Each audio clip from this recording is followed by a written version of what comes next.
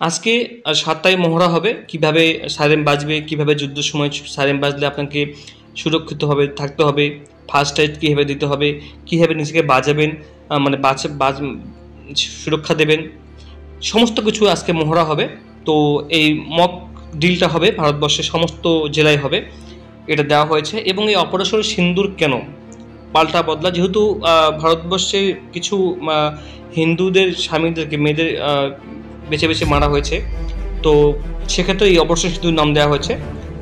Code name সিন্দুর কেন, 22 April পেহেলগাঁওতে জঙ্গি হামলায় একাধিক মহিলা বিধবা হয়েছে। মাথায় সিঁদুর দেখলেই গুলি চালাচ্ছিল জঙ্গিরা।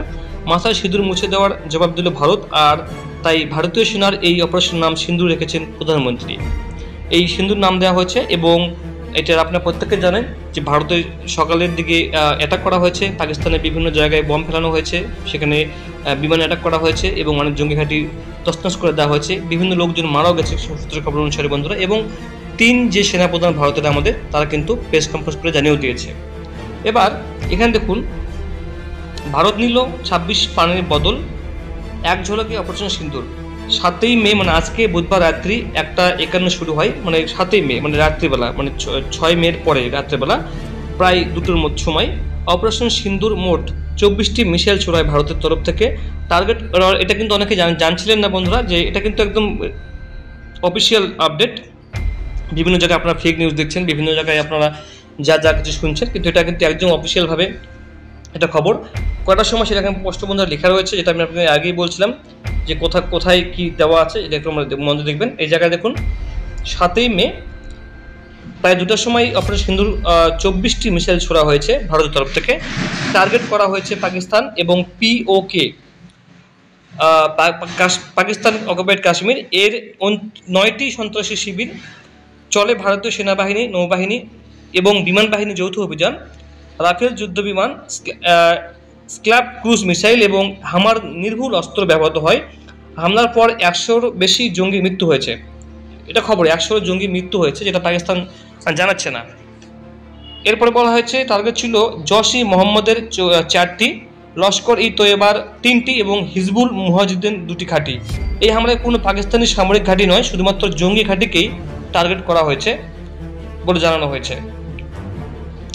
আর এখানে দেখুন, যেটা সামরিক শক্তিতে, অর্থাৎ এই যে সৈনিক শক্তিতে ভারত এবং পাকিস্তান কে কোথায় এগিয়ে রয়েছে, যেটা আমি আপনাকে শর্টকাটে বলে দিই। যদি সামরিক শক্তিতে দেখা যায়, তো বিশ্ব তালিকায় পৃথিবীর মধ্যে ভারতের স্থান 4 নম্বরে রয়েছে এবং পাকিস্তানের নাম্বার 12 নম্বরে রয়েছে। ভারতের জওয়ানদের সংখ্যা রয়েছে 14,55,550 জন এবং পাকিস্তানে রয়েছে 6,54,000। ভারতের রিজার্ভ জওয়ান রয়েছে, মানে ফোর্স রয়েছে 11,55,000 এবং পাকিস্তানের সেখানে মাত্র 5 লক্ষ থেকে, মানে 5,05,500,000 রয়েছে। ভারতের আধা সেনা রয়েছে 25,27,000, পাকিস্তানে রয়েছে 5 লক্ষের কাছাকাছি প্রায়। ভারতীয় বায়ুসেনা বিমানের সংখ্যা 2,229টি এবং পাকিস্তানের 1,399টি। এছাড়াও আপনারা বন্ধুরা দেখে নিন, এখানে স্পষ্ট এখানে সব দেওয়া রয়েছে, আপনারা একটু স্ক্রিনশট নিয়ে থেমে দেখে নিন, অনেকগুলো রয়েছে এখানে।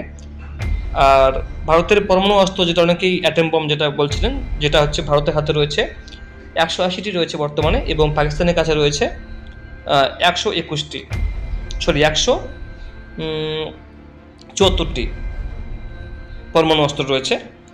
যদিও পাকিস্তানের কাছে ইউরেনিয়ামের পরিমাণ বেশি রয়েছে, ইউরেনিয়াম যে খনিজ পদার্থ সেটা বেশি রয়েছে। ভারতের কাছে 2টি সাবমেরিন রয়েছে, যেটা নিউক্লিয়ার বহন করা যায়।